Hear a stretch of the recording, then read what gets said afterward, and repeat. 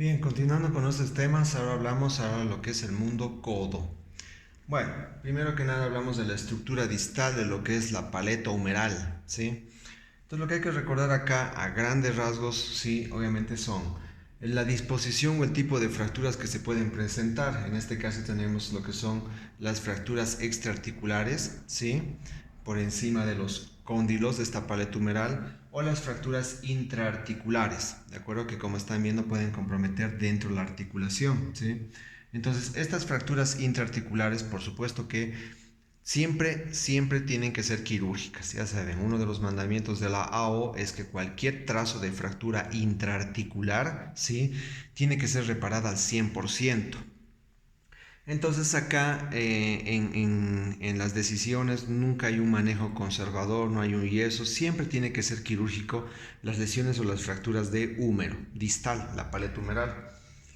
Hay una variante obviamente cuando se trata de niños, que también es una fractura frecuente en niños, lo que es la paleta humeral distal, ¿sí?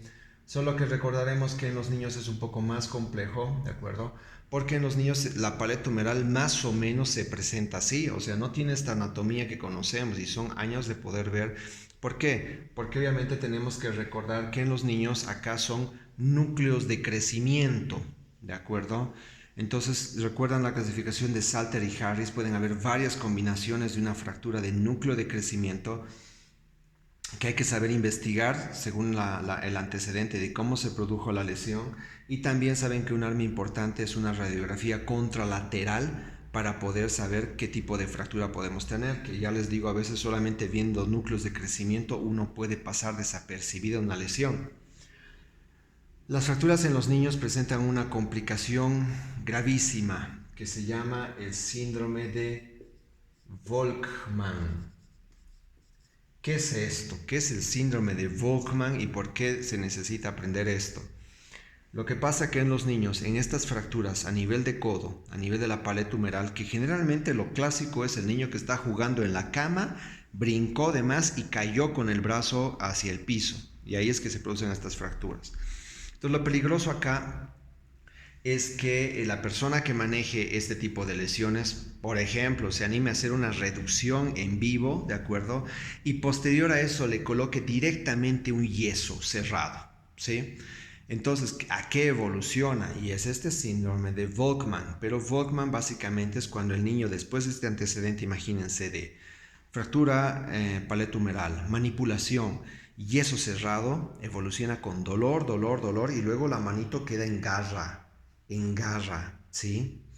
¿Qué está pasando ahí? Esto, Volkmann, básicamente es un síndrome compartimental. Quiere decir que por dentro de las estructuras de en el codo hay tanta inflamación que se han cerrado vasos, nervios, arterias, un síndrome compartimental.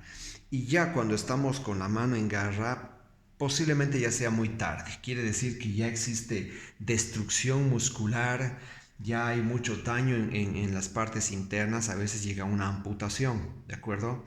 ¿Qué tendríamos que haber hecho? O si es que hacemos una reducción o hacemos una maniobra, ¿qué es lo primero?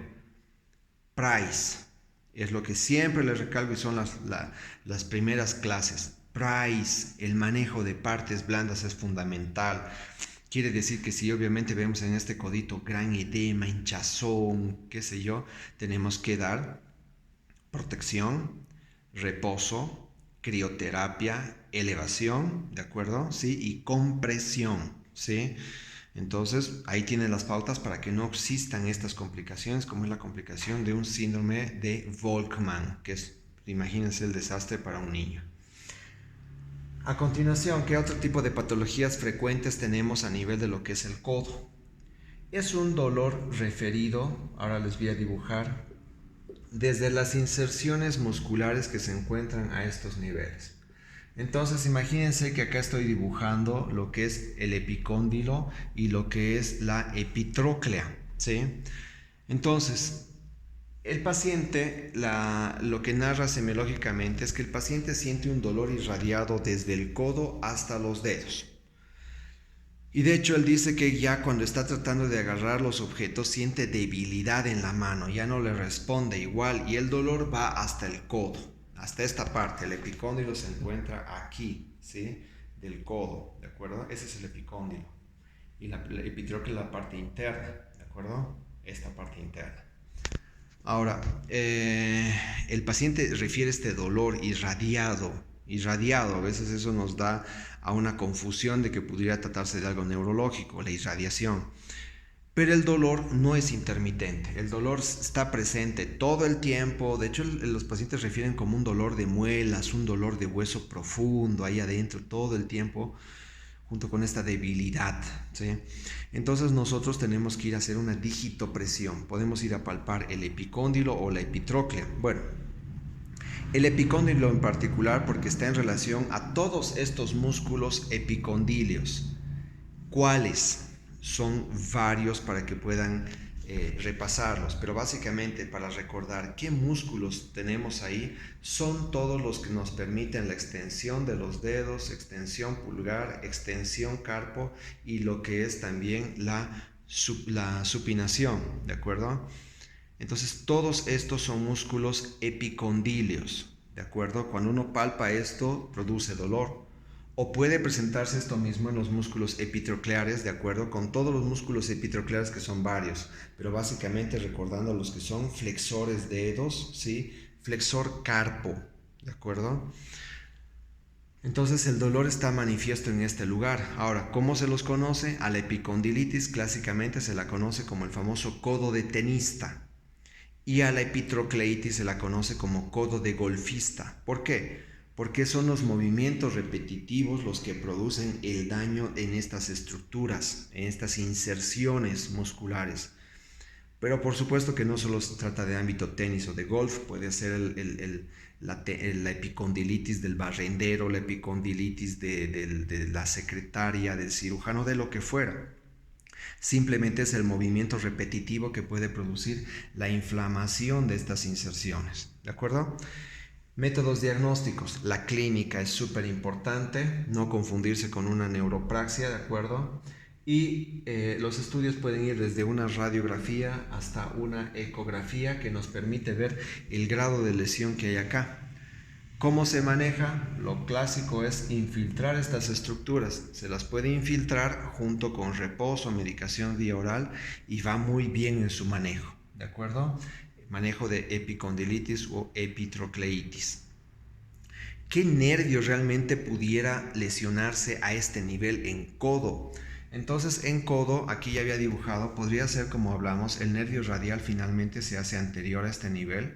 Como están viendo, discurre por detrás de lo que son los músculos epicondilios y se inserta aquí, ingresa por cercanías a la cúpula radial y aquí he dibujado un pequeño túnel, ¿sí? Este pequeño túnel verde está a expensas del supinador corto, un músculo supinador corto. Por ahí transcurre el nervio radial, que en esta etapa se llama recurrente posterior. Y de hecho, este pequeño túnel se lo conoce como la arcada de Froese. Arcada de Froese. Es por ahí que discurre el nervio radial, ¿sí? Que podría tratarse, no es muy frecuente, pero podría tratarse de un atrapamiento nervioso. Pero junto con la clínica tendrían intermitencia de dolor, adormecimiento, quemazón, hormigueo, hipersensibilidades, vale decir, disestesias, parestesias, hiperestesias, intermitencia y radiación. Entonces eso es lo que nos tiene que orientar a un atrapamiento de este nervio. Si tenemos dudas, sabemos que podríamos pedir una electromiografía para corroborar la lesión de este nervio. ¿Dónde irradia dolor el nervio radial? El nervio radial irradia dolor en todo lo que es el dorso de la mano, sin incluir el dedo meñique, ¿sí? Otro nervio que se puede lesionar o se puede afectar a nivel del codo es el nervio cubital, que está por allá detrás, ¿sí? El nervio cubital, que va por la parte posterior del codo, en la parte medial, más medial, es un nervio que también se encuentra un poco expuesto a lesionarse, ¿sí? Evidentemente es un nervio más fuerte, es mucho más resistente, de hecho por eso podemos apoyar el codo ahí, pero también ha ocurrido alguna vez que se han golpeado el codo de forma muy brusco y el dolor se ha irradiado desde esta parte del superior, posterior del codo hacia la mano. ¿Hacia qué dedos? Hacia el dedo meñique y la mitad externa del dedo anular. Eso es campo cubital.